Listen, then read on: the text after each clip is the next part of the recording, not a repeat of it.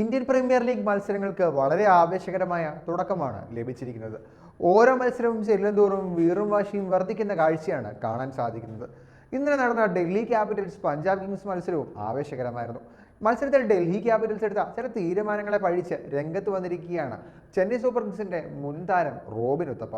അദ്ദേഹത്തിന്റെ വാക്കുകൾ ഇങ്ങനെയാണ്: ഡൽഹി ക്യാപിറ്റൽസ് സീസൺ തുടക്കത്തിൽ തന്നെ വളരെ മോശം തീരുമാനമെടുത്ത് എന്നെ ഞെട്ടിച്ചിരിക്കുകയാണ്.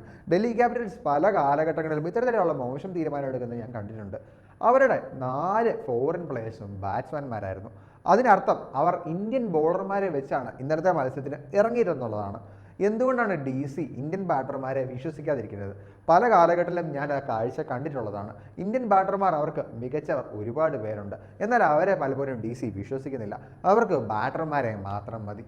അതിനർത്ഥം അവർ ഇന്ത്യൻ ബോളർമാരെ അമിതമായി ആശ്രയിക്കുന്നു എന്നുള്ളതാണ്. അതാണ് അവരുടെ തോൽവിക്ക് കാരണം. ഇതാണ് റോബിൻ ഉത്തപ്പ പറഞ്ഞ വാക്കുകൾ.